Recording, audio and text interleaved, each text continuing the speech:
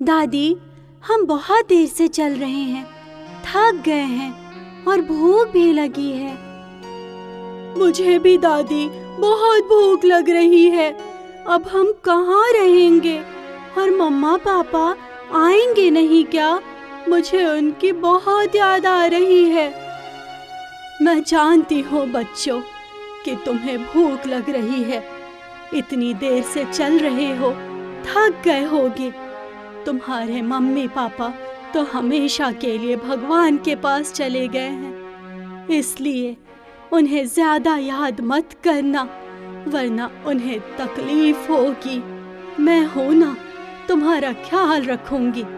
थोड़ा सा और आगे चलते हैं, कुछ देर रहने की जगह मिल जाएगी तो खाना भी खिला दूंगी। ठीक है दादी। दादी, मेरे पैर दर्द हो रहे हैं, मुझसे नहीं चला जाएगा। कोई बात नहीं, आजा मेरी गोद में, तेरी दादी तुझे अभी भी उठा सकती है। ऐसा कहकर निर्मला अपने पोते को गोद में लेकर चलने लगती है। चलते चलते काफी देर हो जाती है। उन्हें एक मंदिर दिखता है जहां भंडारा हो रहा था। निर्मला दोनों बच्चों को साइड में खड़ा करती है और उनके लिए भंडारा लेने जाती है। जहां लाइन खत्म होते होते उसके लिए सिर्फ एक डोना ही प्रसाद बचा था और पंडित जी कहते हैं, अरे, प्रसाद का एक ही डोना है, ये लो। सिर्फ एक डोना? इसमें तो दोनों बच्चों का कुछ नहीं हो पाएगा पंडित जी। क्या मैं इस पात्र को ले सकती हूँ? जो भी प्रसाद इसमें इकट्ठा होगा वो मैं खा लूंगी। ठीक है, ले लो और जल्दी करो, मुझे यहाँ से जाना है। जी पंडित जी।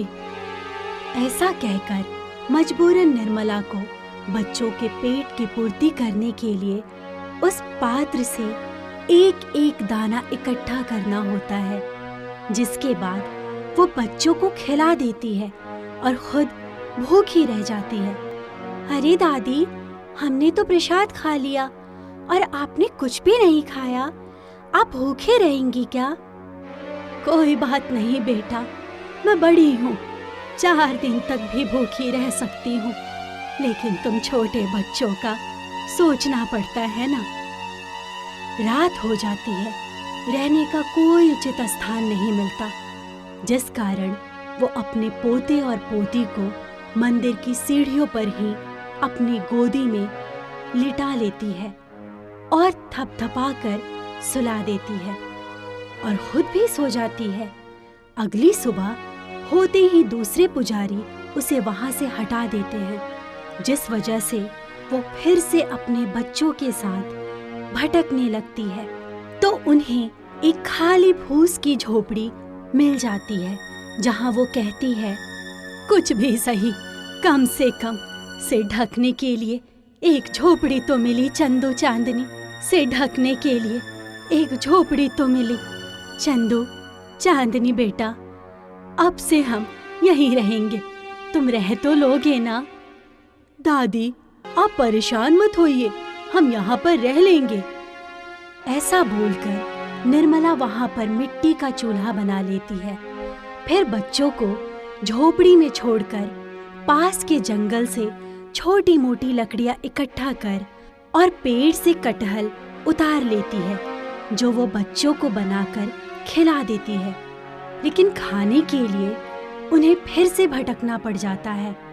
अपने पोता पोती को भूख से व्याकुल देखकर कहीं से निर्मला मदद मांगती है तो लोग उसे धिक्कार कर देते हैं। तभी एक दिन उसे शिव मंदिर में बहुत भीड़ लगी हुई मिलती है, जिससे उसे ज्ञात होता है, अरे महाशिवरात्रि है कल तो, और एक दिन पहले से ही इतनी भीड़ लगी है।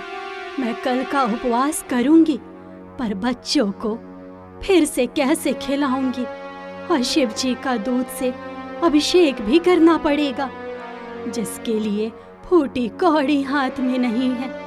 कोई नहीं, मैं लोगों के जूते साफ करूंगी जिससे वो मुझे पैसे दे देंगे।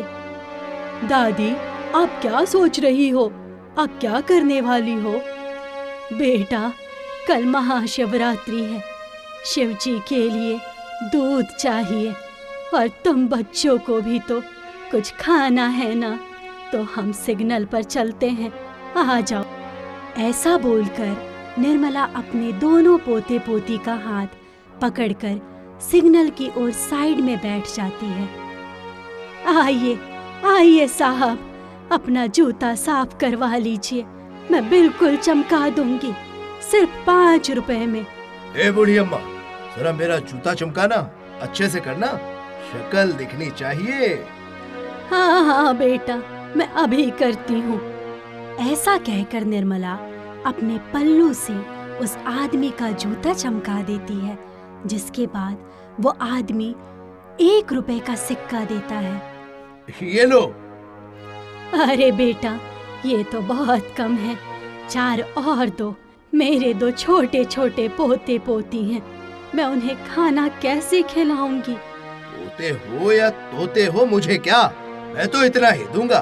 भीख मांगने के 10 तरीके हैं वैसे तुम गरीबों पर भी, है ना? ये कहकर सुरेश वहाँ से चला जाता है, जिसके बाद और भी लोग बुढ़िया से अपना जूता साफ करवाते हैं और 1-2 रुपए उसे देकर चले जाते हैं। फिर उस पर 10 रुपए भी इकट्ठे नहीं होते। भूख लग रही है, प्यास लग रही है, हाथ में पैसे बिल्कुल नहीं है। समझ नहीं आ रहा बच्चों का पेट पालूं या थोड़ा सा दूध ले जाऊं। दादी, आप मेरी फिक्र मत करो, बस चंदू को खिला दो, मैं ठीक हूँ। नहीं नहीं दादी, मुझे ये पैसे नहीं चाहिए, इससे आप शिवजी के लिए कुछ ले लीजिए कल के लिए। इतने छोटे होकर तुम इतनी अच्छी बात कैसे कर लेते हो? बेटा, मैं इन पैसों से तुम्हें ही खिलाऊंगी। अगर तुम दोनों बच्चों को भूखा रखकर मैंने शिवजी को दूध से अभिषेक किया तो वो नाराज हो जाएंगे। मेरे भोलेनाथ है ना, मेरी उन पर अटूट आस्था है, शायद हमारे दिन जल्दी ही अच्छे हो जाएंगे। जी दादी। ऐसा कहकर वो लोगों की सिग्नल पर अपने पल्लू से गाड़ियां भी साफ करती थी, लेकिन उसे कुछ खास पैसे नहीं मिलते। जो चंद पैसे होते हैं उनसे वो अपने पोते पोती को खाना खिला देती है। 2-3 दिन की भूखे निर्मला ओम नमः शिवाय करते हुए नंगे पांव मंदिर तक पहुंच जाती है। ओम नमः शिवाय, ओम नमः शिवाय, ओम नमः शिवाय। बच्चों, हाथ पकड़ कर रखना, पता नहीं मुझे क्यों थकान सी महसूस हो रही है। मुझे मंदिर में दर्शन करने ही होंगे। दूध में सही जल का अभिषेक तो कर सकती हूँ और मैं करके ही रहूँगी। ओम नमः शिवाय, ओम नमः शिवाय। जी दादी, ओम नमः शिवाय, ओम नमः शिवाय। पोता पोती समेत निर्मला महादेव का जप कर रहे थे कि अचानक से निर्मला बेहोश हो जाती है। तभी एक पति पत्नी बच्चों से कहते हैं, हरी हरी बच्चों, तुम्हारी दादी को क्या हुआ?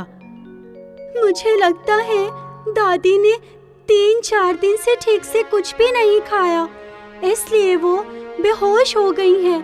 अब मैं क्या करूं? हमारे अलावा उनका कोई नहीं है, आप कुछ कीजिए ना। बच्चे परेशान मत हो, हम तुम्हारी दादी को तुम्हारी कुटिया में लेकर चलते हैं। बताओ कहाँ है? मुझे पता है, वहाँ से थोड़ी सी दूर है, चलिए। तभी वो एक खाली ठेले पर उस बुढ़िया को लेकर उसके घर पहुँच जाते हैं, जहाँ पार्वती निर्मला के मुंह पर कुछ छींटे डालती है। तभी वो होश में आकर कहती है, अरे बच्चों, मैं यहाँ वापस घर में कैसे आ गई? मुझे शिवजी के दर्शन करने हैं, तुम क्यों लाए? चलो वहाँ चलते हैं। अरे दादी रुकिए, आप बहुत कमजोर हैं। अरे अम्मा, इतनी परेशान हो, हाथ पैरों में ताकत नहीं है, फिर भी शिवजी के रट लगाती हो। जाने भी दो, क्या करोगी जलाभिषेक करके? अपने बच्चों पर ध्यान दो। जाने भी दो, क्या करोगे जलाभिषेक करके? अपने बच्चों पर ध्यान दो। अरे तुम्हें अक्ल नहीं है? मेरे भोलेनाथ के बारे में ऐसे मत बोलो। मैं बच्चों का भी ध्यान रखती हूँ और जल अभिषेक भी बहुत जरूरी है। मैं आज उनके दर्शन करके ही रहूंगी। निर्मला की ये बात सुनकर एक तेज रोशनी में महेश और पार्वती अपने असली स्वरूप शिवजी संग गौरी रूप में आ जाते हैं। निर्मला, तुम्हें कहीं और जाने की जरूरत नहीं है। मैं तुम्हारे पास स्वयं आ चुका हूँ दर्शन देने। मैं तुम्हारी इस निर्मल भक्ति से अत्यंत प्रसन्न हूँ। मेरे प्रति जो तुम्हारा प्यार है उसे देखकर मैं तुम्हें ये वरदान देना चाहता हूँ कि अब से तुम्हारे सारे दुख खत्म है और तुम्हें घर, वैभव, धन, सुख और तब तक की आयु प्राप्ति देता हूँ जब तक तुम्हारे पोते पोती का विवाह न हो जाए। तथास्तु। महादेव के आशीर्वाद से उसी क्षण निर्मला को सब कुछ प्रदान हो जाता है और वो कहती है, अरे अरे मेरे महादेव, आपने मुझे अपने साक्षात गौरी संग दर्शन देकर धन्य कर दिए। इतना सब देने की जरूरत नहीं थी। रख लो निर्मला, महादेव ने तुम्हें जो भी दिया है उसकी तुम असल हकदार हो। शुक्रिया महादेव, गौरी माता। दोनों बच्चे महादेव और गौरी को नतमस्तक करते हैं। इतने में वो अंतर्ध्यान हो जाते हैं, जिसके बाद निर्मला की सारी चिंताएं खत्म हो जाती है और महादेव के दिए हुए वैभव से अपने पोते पोती के साथ खुशी खुशी रहती है।